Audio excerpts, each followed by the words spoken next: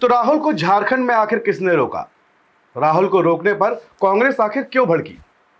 मोदी की रैली का भी क्या कोई इससे कोई कनेक्शन है? जी दोस्तों, ये सवाल उठ रहे हैं अब कांग्रेस की तरफ से, जो झारखंड के महासमर में अपनी पूरी ताकत झोंक चुकी है।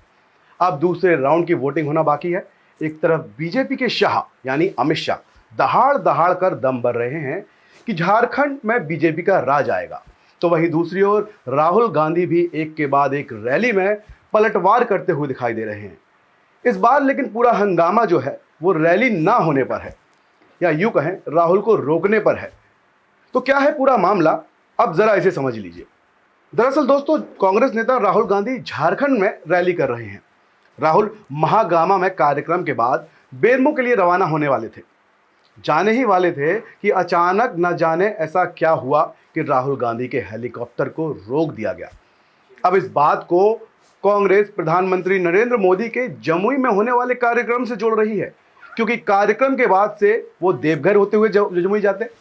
अब कहा जा रहा है कि इसी के चलते राहुल गांधी के हेलीकॉप्टर को क्लियरेंस नहीं दी गई। लेकिन इन दावों में कितना दम है ये तो कोई नहीं जानता, क्योंकि ये अभी दावे ही हैं, और दावे हैं दावों का क्या। इस बात को समझने की कोशिश भी करनी होगी दोस्तों कि आखिर प्री प्लान कार्यक्रम होने के बावजूद भी राहुल को किसने रोका, क्योंकि राहुल का हेलीकॉप्टर गोड्डा के बेलबड्डा में रुका हुआ था।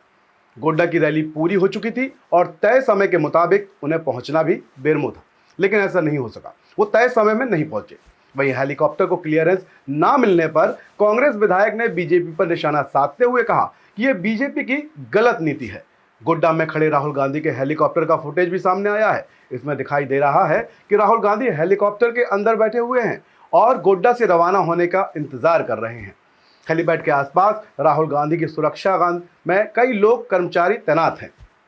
आपको यह भी बता दें दोस्तों कि इससे पहले जेएमएम ने भी चुनाव आयोग, बीजेपी और केंद्र सरकार पर पार्टी के चुनाव प्रचार अभियान में रुकावटें डालने का आरोप लगाया था।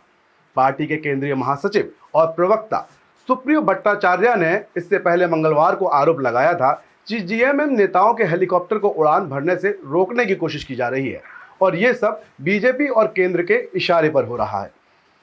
अब पूरा सा गलत समझिए दोस्तों, ये मामला है क्या? आखिर ऐसा क्यों लग रहा है कि बीजेपी या केंद्र से ऐसी साजिश रची जा रही है?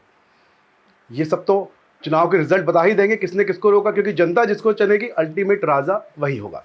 वहीं ये जान लीजिए दोस्तों कि राहुल तो राहुल है। जब से लोकसभा चुनाव में 99 सीटों का आंकड़ा छुआ है, कांग्रेस ने तब से ही उनके तेवर बदले से हैं। कभी नाई तो कभी मोची की दुकान पर वो फोटो खिंचवा रहे हैं। और यहाँ जब हेलीकॉप्टर रुका तो देर में उनको उतनी देर में क्या होना था आप सोच सकते हैं, वो तस्वीरें और तस्वीरें खिंचवाते हुए नजर आए। यही वजह है कि सवाल उठ रहे हैं कि राहुल गांधी से क्या बीजेपी डरी हुई है, क्योंकि राहुल गांधी ने गोड्डा में रैली को संबोधित करते हुए बीजेपी पर जमकर निशाना साधा। साथियों, काफी भीड़ भी वहां मौजूद थी। उन्होंने जाति जनगणना का मुद्दा फिर से उठाया जनता के बीच, और जनता से वादा किया कि कांग्रेस जाति जनगणना करके दिखाएगी।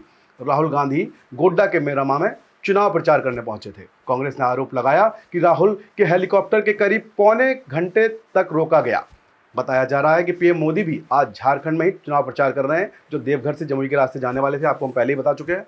अब राहुल गांधी के हेलीकॉप्टर को किसने रोका, इस बात का अभी तक कोई पता नहीं है।